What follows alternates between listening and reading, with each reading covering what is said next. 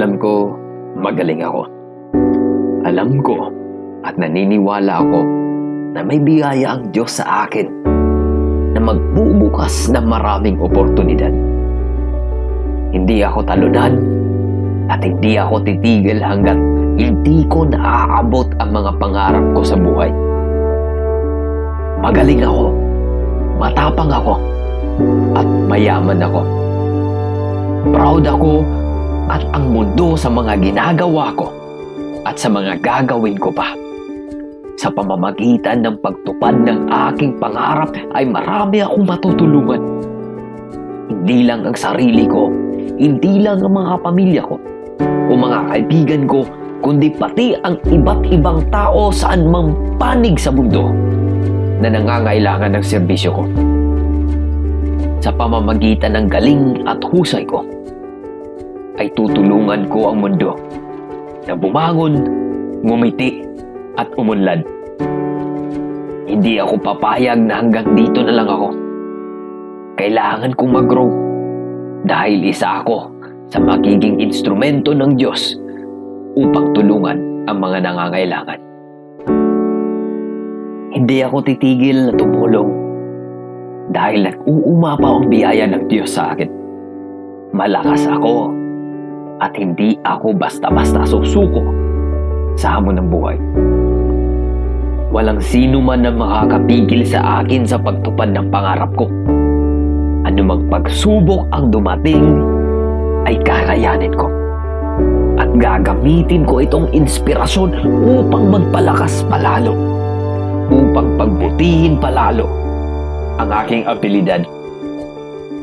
Importante ang buhay ko sa mundong ito. At ngayon pa lang ay kiniklaim ko na mahalaga ako sa mundong ito. Mataas ang pangarap ko at tatasan ko pa. Dahil hindi ako komportable na maging average o katamtaman lang.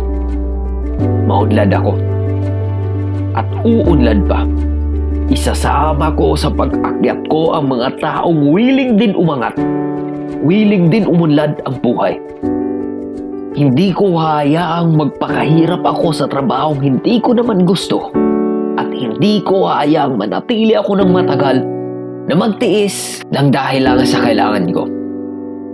Alam kong maraming oportunidad ang nakapaligid sa akin at kailangan ko lang kumilos.